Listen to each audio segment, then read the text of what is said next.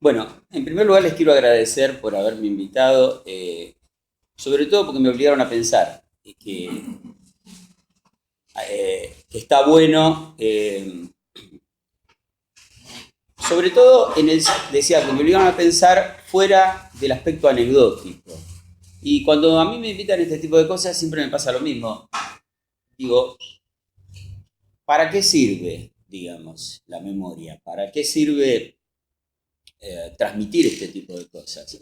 Y siento que la responsabilidad fundamental está en que nos sirva para entender el presente. Y creo que algunas de las preguntas que los organizadores hicieron son muy oportunas en ese sentido, sobre todo las que tienen que ver con los aspectos de quiebres y líneas de continuidad entre la dictadura y la historia posterior. Entonces, yo voy a tratar de hablar mucho del presente, pero a partir de estas experiencias del pasado, de cómo impactaron algunas cuestiones, algunas ideas, y cómo hoy se puede ver que hay una línea de continuidad en parte de las problemáticas que sigue viviendo nuestro país. Coincido, me parece que es importante el enfoque que le dio Eduardo en el sentido de poner un poco la cosa en contexto. Yo voy a hacer algo, por favor, tómenlo con, eh, con cierto cuidado.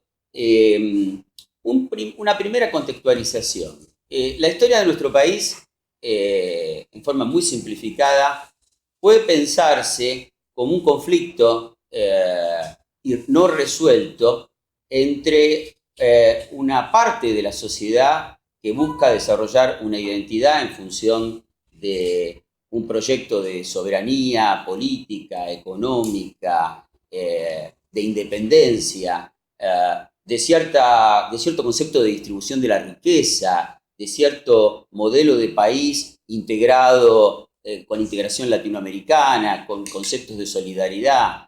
Y otra parte de la sociedad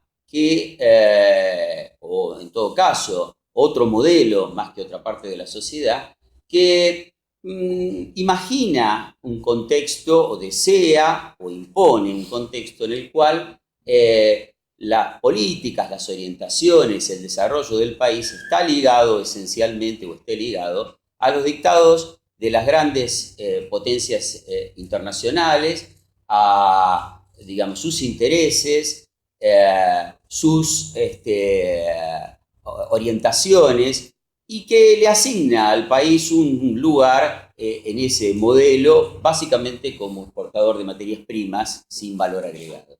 Esta tensión, que yo la estoy describiendo en forma muy simplificada, es la que en un país extremadamente... Esta tensión también es la misma tensión que aparece en un montón de países del mundo y en particular en Latinoamérica. Pero la particularidad que tiene la Argentina, mientras que en algunos otros países de América Latina esto ha sido resuelto de manera más o menos brutal, digamos, en forma casi definitiva, y hay una estructura de clases muy afianzada, los pobres son pobres y los ricos son ricos. La Argentina ha desarrollado, de alguna manera, a través de sus diferentes procesos históricos y políticos, una cierta movilidad social que hace que permanentemente esta situación esté en tensión y no haya sido resuelta, digamos.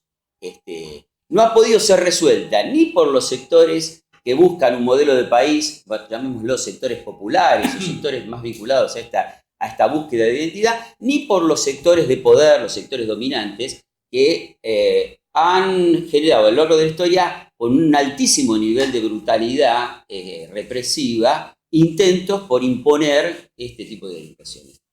El 76, la dictadura cívico-militar eclesiástica del 76, es un ejemplo de eso, en forma dramática, brutal, espantosamente violenta como nunca habíamos conocido, a pesar de que muchas dictaduras anteriores habían probado muchos de los métodos de este proceso. Pero lo más importante, coincido con Eduardo, lo más importante no está en el aspecto represivo. Insisto, brutal, terrible, con cuestiones que son que fueron desconocidas incluso hasta internacionalmente, como el robo de bebés.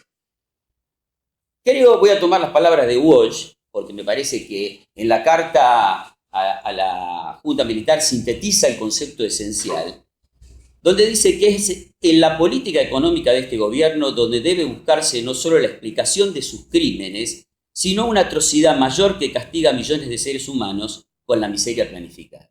Esto es la esencia de la dictadura.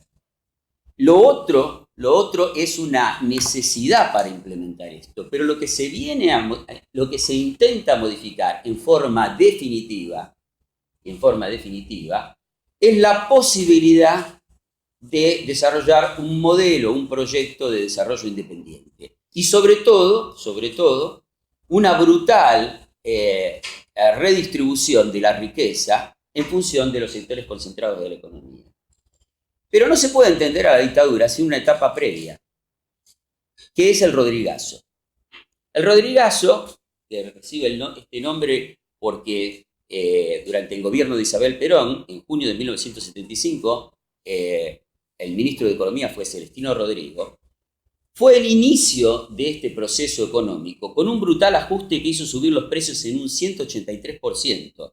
Realizó una devaluación del dólar del 160%, con una tasa de inflación del 777% anual. ¿Le suena eso? Se produjo desabastecimiento de gran cantidad de productos de necesidad primaria, alimentos, combustibles y otros insumos de transporte.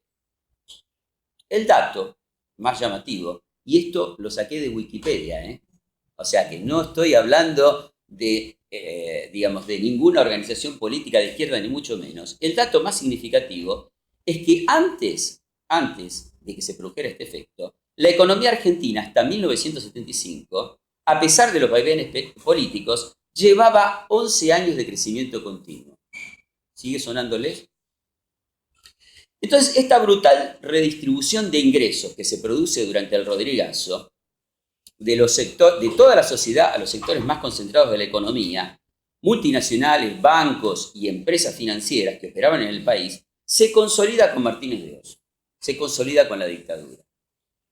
Y aquí está la esencia del problema, y esto es lo que sigue teniendo actualidad. ¿Qué pasa con estas ideas? ¿Qué pasa con este modelo? Es interesante tenerlo en cuenta porque hasta ahora, todas las veces que se intentó implantar este tipo de modelos, se hizo por la fuerza. Aparece la fuerza como un elemento directo. Esta es la primera vez en la historia en que la sociedad, entre comillas, elige apoyar un modelo de esta naturaleza.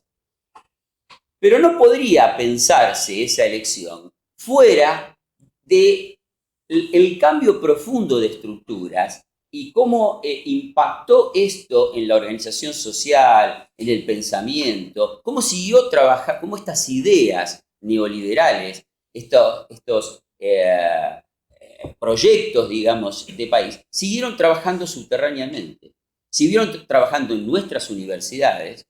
No se olviden que la mayor parte de los ministros de Economía que hicieron el ajuste, estos ajustes brutales, se formaron en nuestras universidades. Las facultades de ciencias económicas, de la mayor parte de las facultades, trabajan y siguen trabajando, trabajaron y siguen trabajando con estos modelos neoliberales. No había otras opciones en discusión, no aparecieron, solo muy recientemente, Plan Fénix en Buenos Aires, algunas cosas en otras universidades. Pero todo esto formó parte de una cultura que se fue consolidando y que se afianzó en este tipo de ideas que les mencionaba. Entonces, en este sentido, en una de las preguntas que hacían los organizadores acerca de los quiebres y continuidades, yo creo que la dictadura tuvo éxito. Tuvo un éxito momentáneo, si ustedes quieran, pero tuvo claramente éxito. Hay una continuidad histórica en este tipo de ideas. En cuanto al impacto de estas políticas económicas, represivas y culturales en la universidad y el sistema científico, esto, insisto, es aspecto de contexto, ¿no? Hay que decir, en primer lugar, yo lo mencioné en una entrevista que me hicieron acá en el cable, que la dictadura en la universidad llegó antes. llegó en el año 74. Nosotros empezamos a vivir la dictadura en el año 74 con la gestión de Ivanišević, el ministro de Economía nombrado por Estela Martínez de Perón. De educación. Y con Otalagano, que era el rector de la Universidad de Buenos Aires, y otros rectores de la misma calaña en otras universidades del país. En particular, además, con Raúl Sardini en la Facultad de Ciencias Exactas. No voy a entrar mucho en detalle sobre este periodo. Ahí está el artículo, porque si no me voy a quedar sin tiempo para hablar de las otras cosas que me interesan mencionarles hoy, pero después, en todo caso, en las preguntas podemos hablar más en detalle. Pero déjenme resumirlo de la siguiente manera. Grupos clericales, fascistas, se adueñan de las universidades asesinando, secuestrando y persiguiendo, creando el mismo clima que se vivió años después en todo el país, primero en las universidades. Brutalidades del tipo de, en esta facultad, Sardini, junto con el cura que dirigía la Facultad de Filosofía y Letras, exorcizaron estas aulas de los demonios comunistas, hicieron un exorcismo en serio. O sea, solo para darles a ustedes una idea de los niveles de delirio y brutalidad que se vivían. Entonces la dictadura llega con toda su parafernalia represiva y brutal a la universidad, y también con un achicamiento, en el marco de un achicamiento, además de tipo presupuestario y económico, no solo que vivía el país, sino que obviamente también vivía la universidad. La diferencia fundamental, entonces el golpe del 76 lo que cambia son aspectos administrativos, un cierto reforzamiento de algunos aspectos represivos, pero sobre todo la masividad de eso. Se contextualiza lo que estaba viviendo en la universidad al resto del país. Solo para que ustedes se den una idea, hay un comentario que ustedes hicieron en las preguntas que nos mandaron acerca de si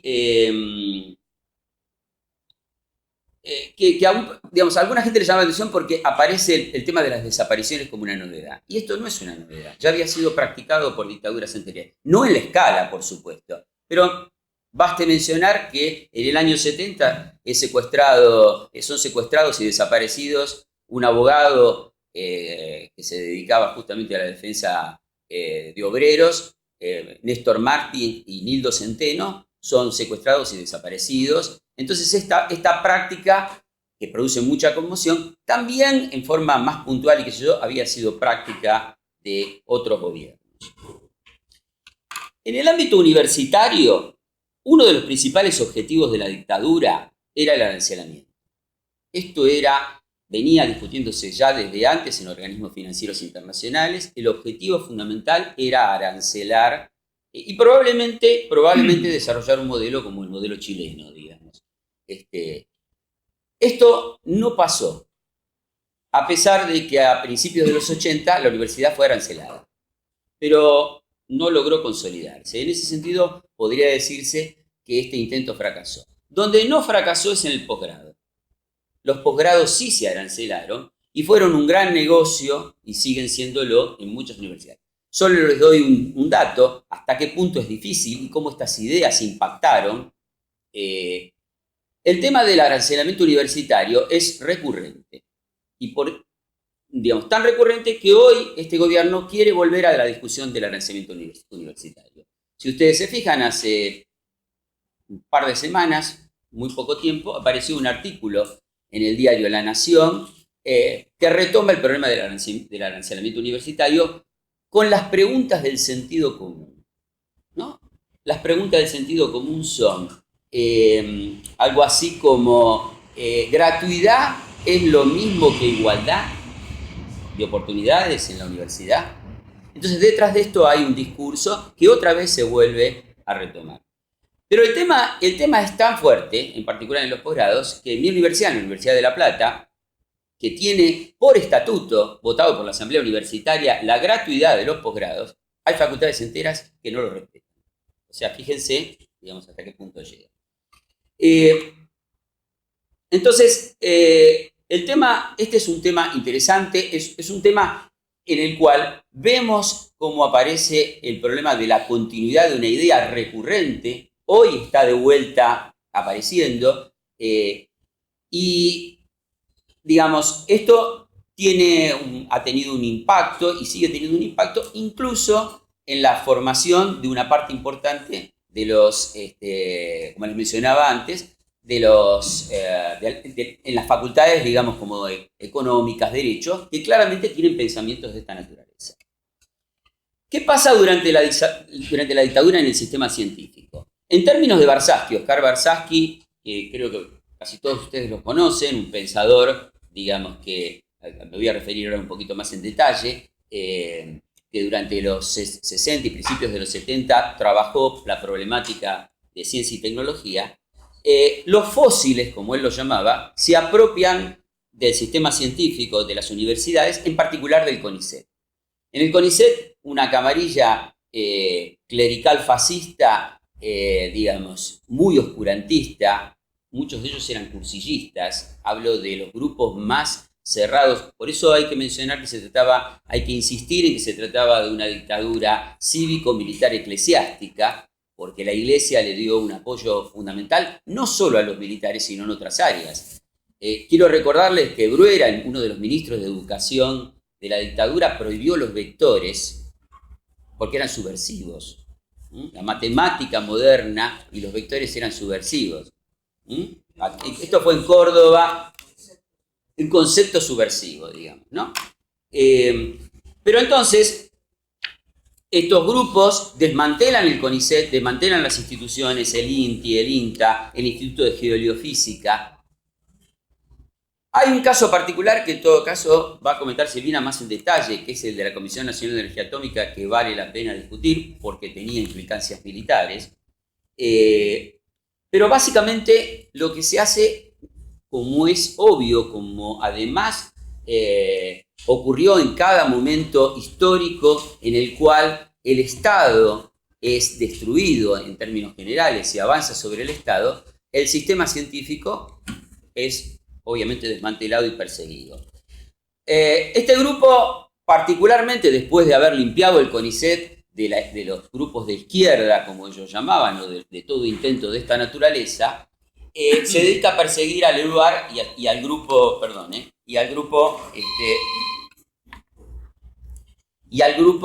de la Fundación Campomar. Y en ese proceso, lo que ocurre es que prácticamente el grado de desmantelamiento, persecución, debilita completamente a las instituciones científicas. Pero el hecho más interesante no está en el proceso represivo, una vez más, sino que se desaparecen ideas. Porque el fenómeno más interesante que había ocurrido hasta el 76 es el desarrollo durante la década del 60 fundamentalmente y principios del 70 de un movimiento muy rico y muy original en América Latina que se llama el pensamiento latinoamericano en ciencia, tecnología y desarrollo.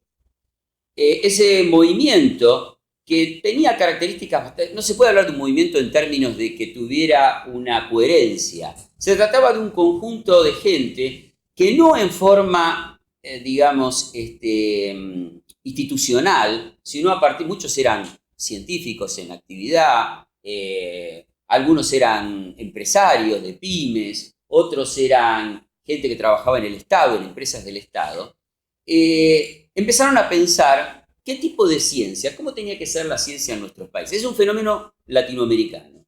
¿Cómo tenía que ser la ciencia? Sobre todo porque lo que se cuestionaba fundamentalmente era lo que se llama el modelo lineal, que probablemente le suene. El modelo lineal básicamente tenía, desarrollado por Vannevar Bush, fundamentalmente en la primera planificación científica después de la Segunda Guerra Mundial, que proponía esta idea de ciencia básica, ciencia aplicada, desarrollo tecnológico, desarrollo económico y bienestar social. O sea, tengo que hacer esta cadena para que esto llegue a la gente.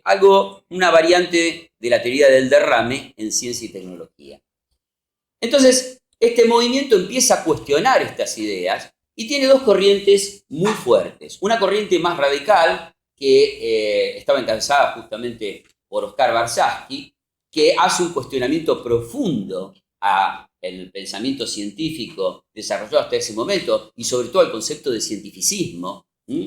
A pesar de que el concepto de cientificismo no es de él, sino es un concepto del movimiento universitario, de la reforma universitaria, al cientificismo como esta forma de pensar la ciencia al margen de los sistemas, del sistema social, de las condiciones económicas y sociales de un país.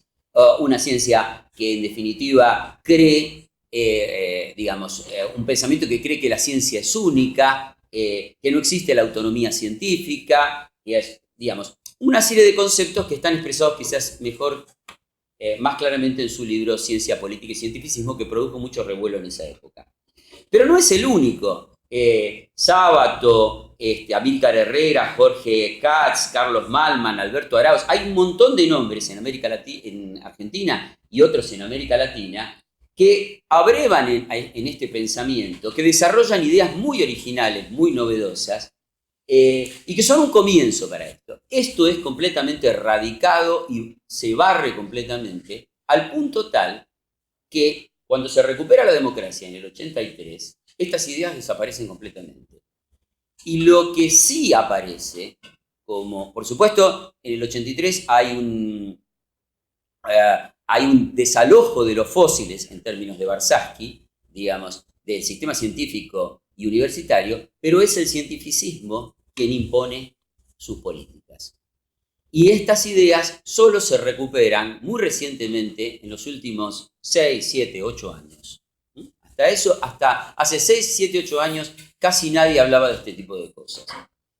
Y aquí, ya estoy terminando. Y aquí también hay un triunfo en lo inmediato de la dictadura, que es importante tener en cuenta porque este pensamiento original, autónomo, propio, digamos, no estuvo presente en la formación de una gran cantidad de jóvenes durante ese periodo. Un detalle, ese cientificismo se combina en los 90 en forma contradictoria y compleja con nuevas corrientes internacionales neo-schumpeterianas, para los que conocen un poco más de esto, que popularmente registramos como afines al neoliberalismo. Y entonces aparecen las ideas de emprendedurismo, innovación productiva, vinculacionismo, nuevamente ligadas a los modelos neoliberales y otra vez a esta teoría del derrame, a la cual en particular adscribe el actual ministro de Ciencia y Tecnología, anterior ministro del gobierno anterior, que con estas volteretas de la historia se ha transformado de kirchnerista en macrista. Entonces, podríamos decir que a nivel de la comunidad científica se consolida el cientificismo durante este periodo y estas ideas, y esto recién empieza a discutirse y empieza a aparecer como diferente, como contradictorio, sin resolverse, prácticamente a partir de la creación del Ministerio de Ciencia y Tecnología, que tiene presente estas dos corrientes. Una corriente que sigue conservando estos aspectos neoliberales, modernos, del emprendedurismo y este tipo de cosas que les mencionaba antes, y otra corriente que recupera, incluso dentro de un programa que tiene el propio Ministerio de Ciencia y Tecnología, que se llama PLACTED, que empieza a recuperar con la publicación incluso de libros en conjunto con la Biblioteca Nacional, donde se empieza a recuperar este tipo de pensamiento, que para terminar recomiendo particularmente a los jóvenes leer y recuperar, porque se van a encontrar con cosas muy interesantes. Gracias.